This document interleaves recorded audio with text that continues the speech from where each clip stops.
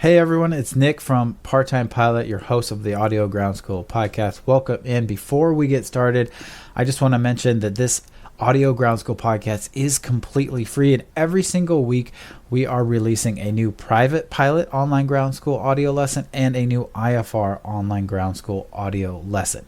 But if you don't want to wait every single week for that new lesson, and you want every single lesson included in our private pilot or IFR online ground schools, you want the complete ground school in audio, you can do that one of two ways. You can purchase it separately, just all the audio lessons at parttimepilot.com, or every single member of our online ground school, whether it's private pilot or IFR, also gets access to every single audio lesson. They get access to the audio lessons on the lessons themselves. So at the top of the lesson is the audio lesson, so you can read through while you listen, see the visual aids, watch the videos, take the quizzes, etc.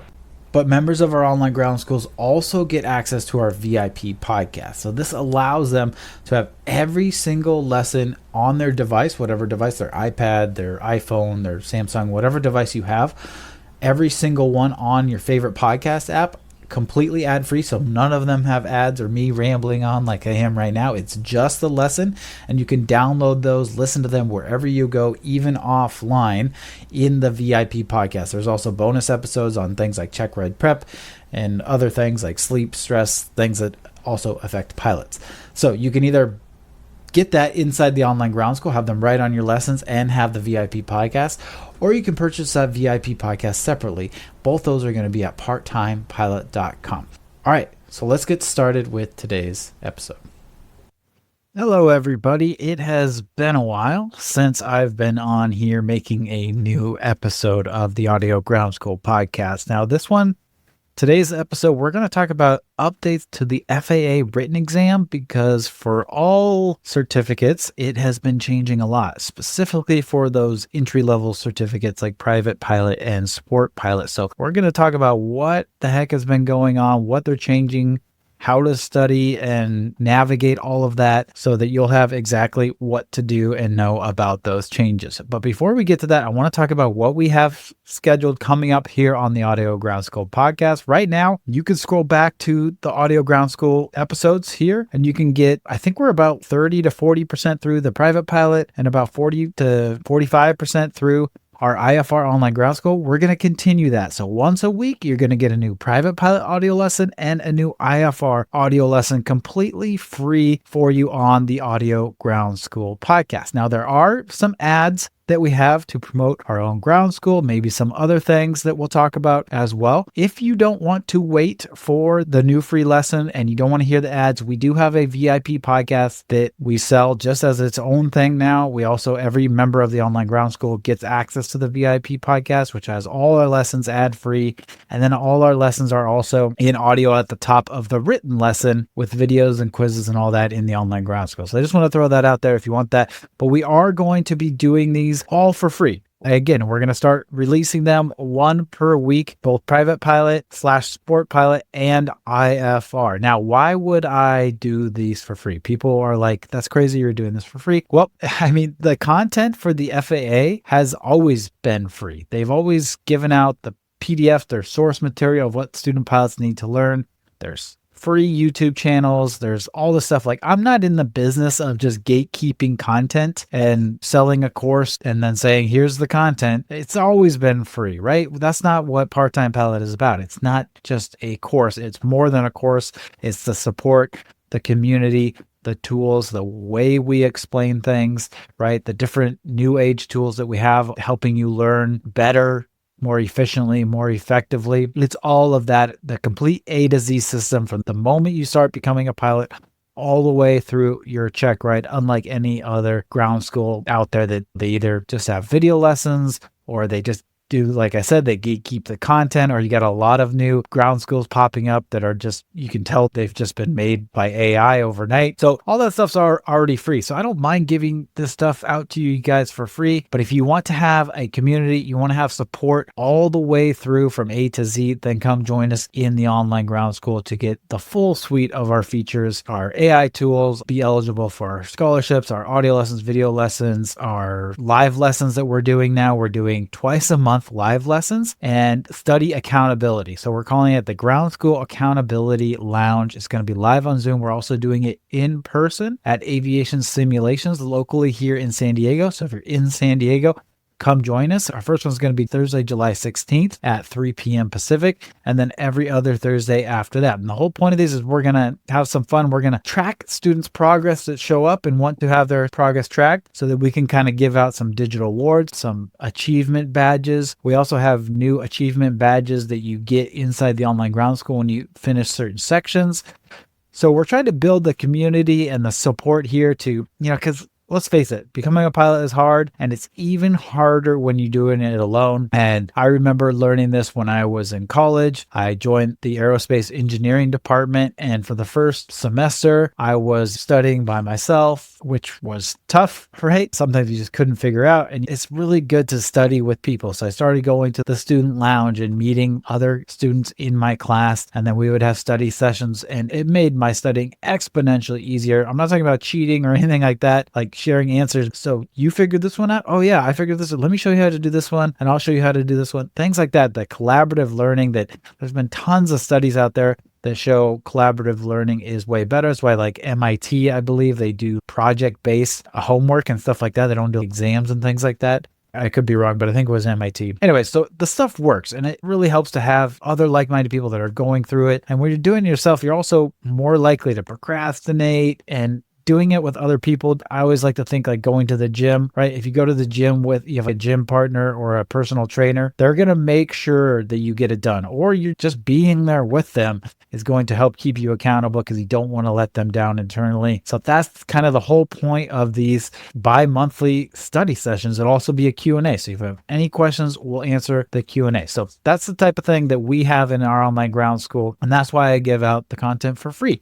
So with that said, let's get to what we're going to talk about today, and that's the changes to the FAA written exam. So the FAA written exam has been changing a lot, especially for private pilot and sport pilot. Now, they announced these changes. They think they signed like a 10-year contract with some testing company that was going to, air quotes, revolutionize how they tested. They wanted to basically make better, smarter student pilots that are more ahead of the aircraft, that make less mistakes, that are safer when they're flying. And I think that's a great thing. But like a lot of things the FAA do, they'll announce it, and then it takes a while for them to actually do it. So I can't remember when they announced it. I want to say it was like 2020 or 2019 or something like that. But they're really starting to make the implementations now.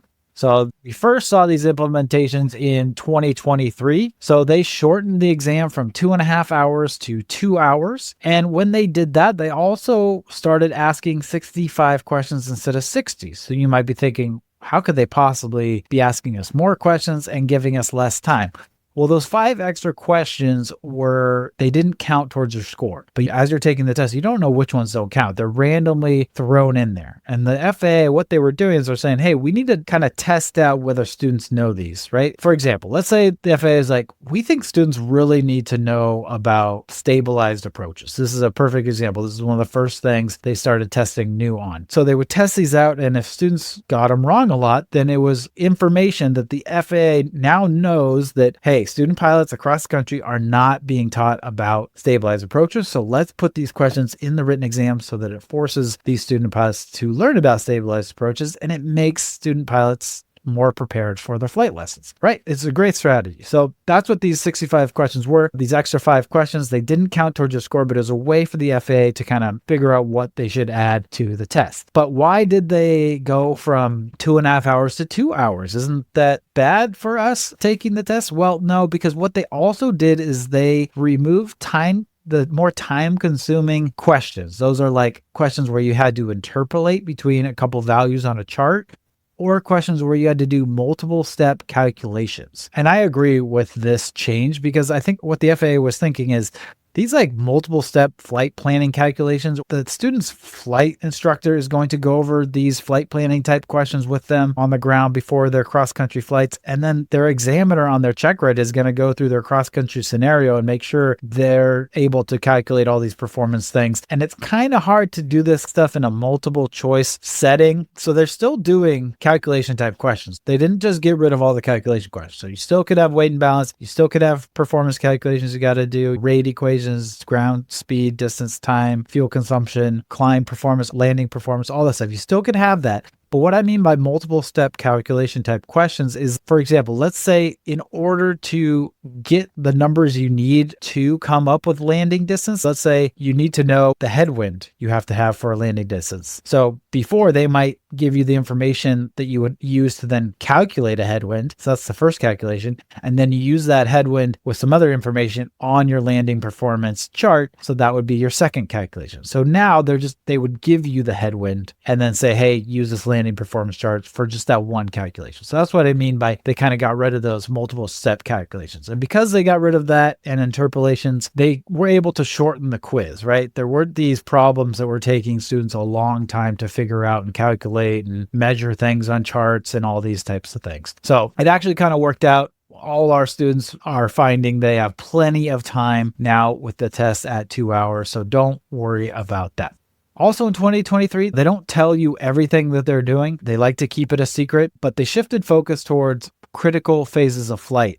More things towards critical phases of flight, like taxi, takeoff, and landing. So fast forward to 2025. So that's the changes we saw in 2023. And in 2025, they said, you know what, we're going to get rid of what we call question harvesting. So that's their words. So what is question harvesting? Well, I don't want to name names, but there's certain test prep companies out there that will, I don't know how they get their information, but it's illegal to share or collect or go in and take a test and take notes on the FAA test and then report back and give out that information. But there were still services out there, test prep services out there that were doing that. Maybe they would send like a fake student in to get information, or maybe they would have their students just report back information. They would collect this online database of the question. They did a pretty good job. And when the FAA wasn't updating their questions over 5 to 10 years, the internet got pretty good at knowing what questions and pretty specific as what questions the FAA was asking. And so that's what they mean by question harvesting. And the reason they want to get rid of that is because they don't want students to just memorize these questions. So buy a test prep book, go through it a bunch of times, and then be able to pass the FAA written exam, because it's true. That's how the FAA written exam used to be. You could totally just memorize a bunch of test questions and be able to pass with over a 70%.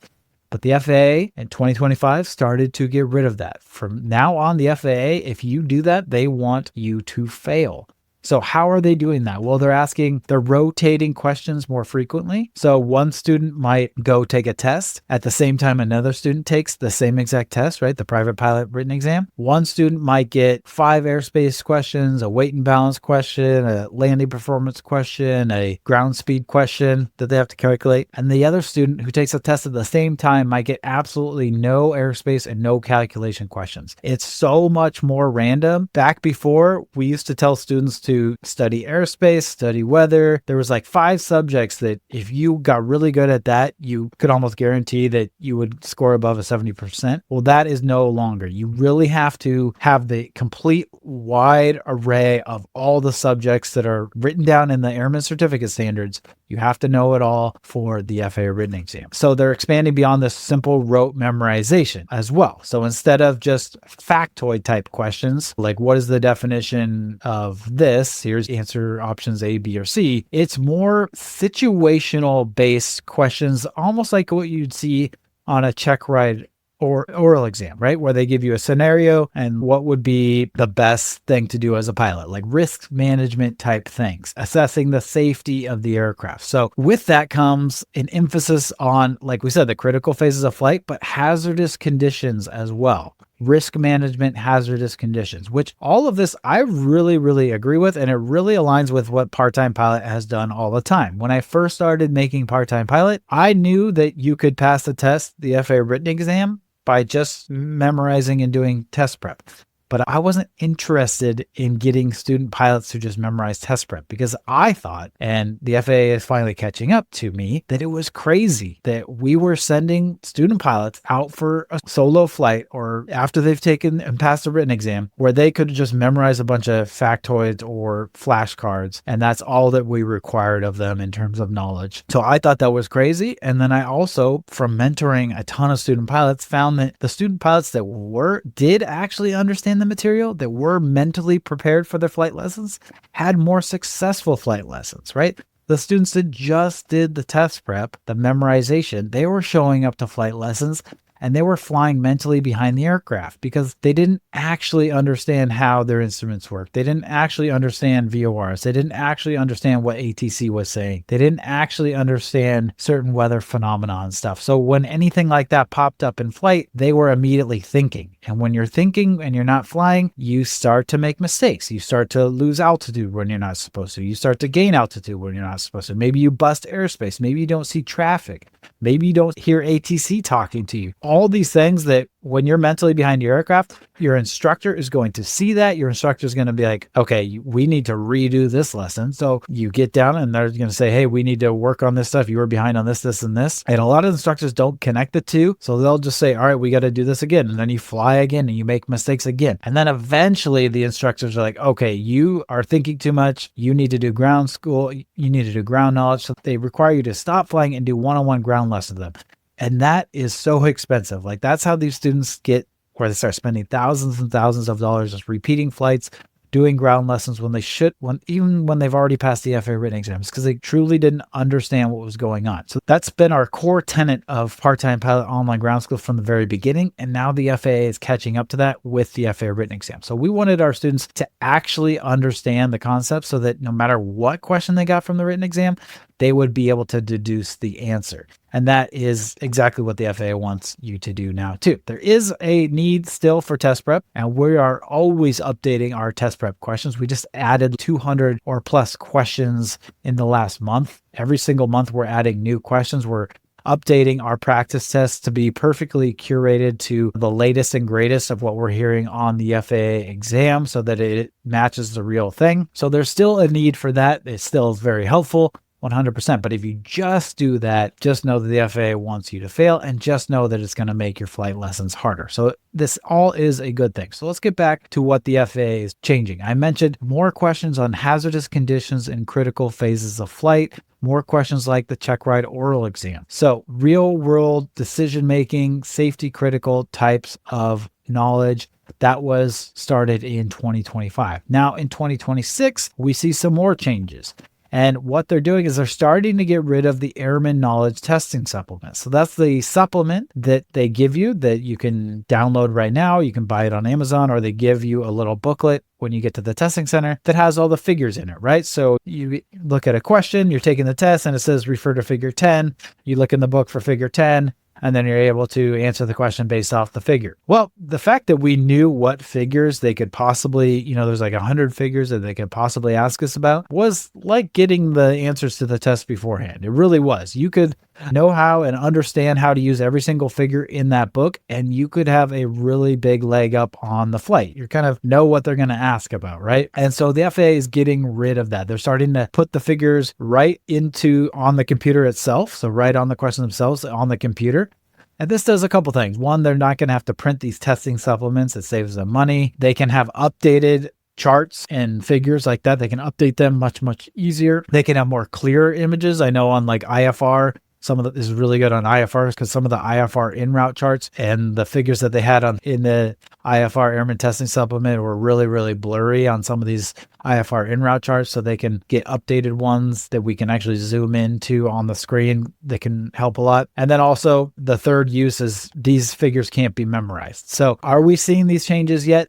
Some, right? They're still giving out the testing supplement, but we are seeing them ask some new figures, right? And this is good again, this aligns with what Part-Time Pilot has always done. We've always used the figures in the testing supplement so the students get used to that, but we've also had a lot of questions with our own figures that we've used to test students' knowledge where we thought maybe the FAA was lacking. So this is, again, catching up to what we've done at Part-Time Pilot because, again, our core tenet is to get students to understand. And if we thought certain figures were needed to do that, we would make our own figures in the Part-Time Pilot online ground school. So that's the changes we're seeing in 2026 so far. Again, their ultimate goal is to get rid of those testing supplements completely and have brand new figures. So should that scare you? No, they should still be the figures that are very similar, right? Like they're still going to ask about finding things on charts, measuring things on charts, things like that. Are they going to ask you to measure on a computer screen? That I don't know of yet. So TBD on that. This is something that is happening right now. So TBD on that. I have a feeling they're not going to ask you to do that, but we'll see. They might just tell you the distance instead of asking you to measure that. What about the legends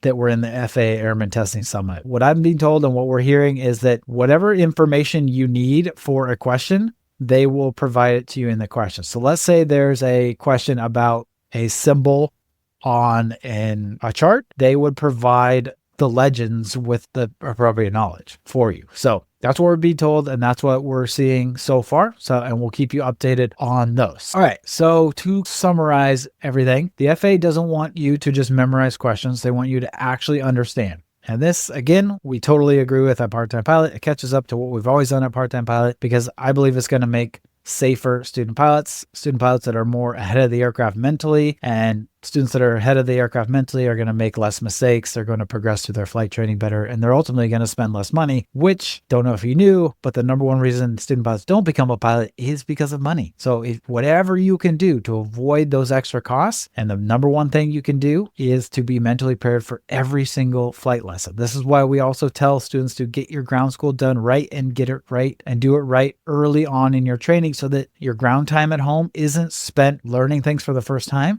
It's actually spent specifically preparing for your flight lesson. So what's that like? Well, that's chair flying.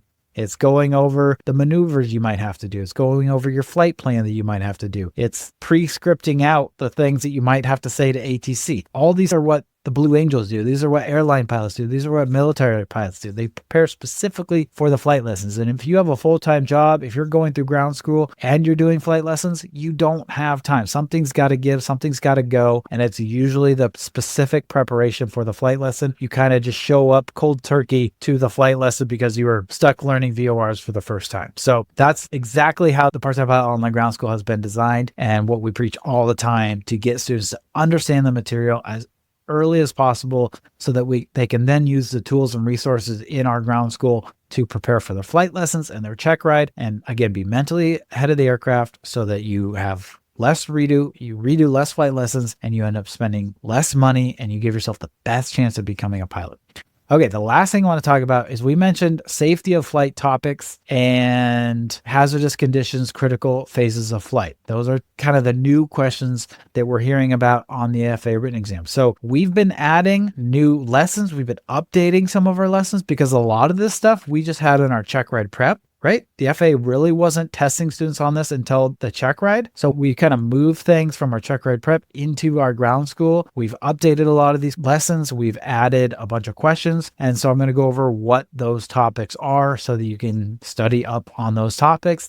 And yeah. So what are those? And again, this isn't everything. Again, if to truly study for the written exam, you got to study everything in the Airman Certificate Standards. Okay, so these are just the new things that we're seeing questions on. So takeoffs and landings, weather hazards, things like icing, hydroplaning, crosswinds, wind shear, aircraft control, things like cross-checking your instruments, stabilized approaches. That also goes into takeoffs and landings, slips, skids, and coordinated turns, stalls and stall recovery, spins and spin recovery, wake turbulence, right? That also goes into takeoffs and landings. Ground effect goes into takeoff and landings. Go arounds also goes into takeoffs and landings. Emergency procedures, tail wheel taxiing, things on tail wheels, things on T-tail aircrafts.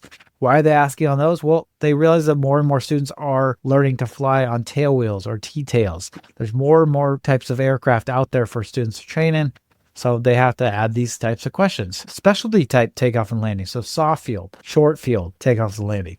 So those are all some of the, again, there's no guarantee that you're going to get any certain type of questions like it used to. It's more and more random. You really got to study everything in the Part-Time Pilot Online Ground School and the ACS. But those are some new stuff we're seeing an emphasis on in the FAA written exam. So that's it. That's what I got for you guys today. I hope that it was helpful. It gave you a path forward on how you should study.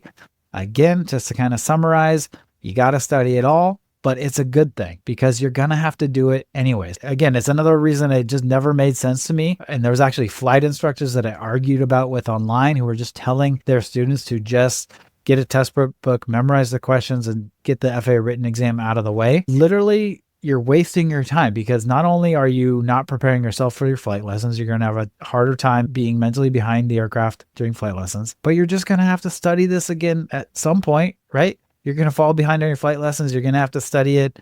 You're going to waste money in the process. And then you got to study it for your check ride. Why not do it right early so that you pass your written, you're prepared for your flight lessons, and you can have the knowledge to pass your check? That's how we've always looked at it at Part-Time Pilot. And now just the FAA is finally catching up. So if you have any questions, always reach out to us at team@parttimepilot.com. Hopefully you found this episode illuminating. And thanks for being back and listening to me. We are again going to get back to releasing lessons as we work our way through the entire private pilot and IFR online ground school with one episode from each every single week, starting with next week. So welcome back. Tell your friends about the podcast. Tell your friends about Part-Time Pilot. We really, really appreciate it. And if you want a community, if you want a complete program that's not just a course, it's not just gatekeeping content, right? That's already free from the FAA, already free with AI and YouTube videos. But if you want a complete A to Z system from the moment you start on how to navigate flight training, how to do it the most effectively, how to learn all the knowledge, how to prepare for your flight lessons, how to pass your check ride, all through the written exam, your check ride exam, and you want the support and the community, and you want live lessons and scholarships, then come join us at Part-Time Pilot. All right. Thank you for your time, and I'll see you guys next week.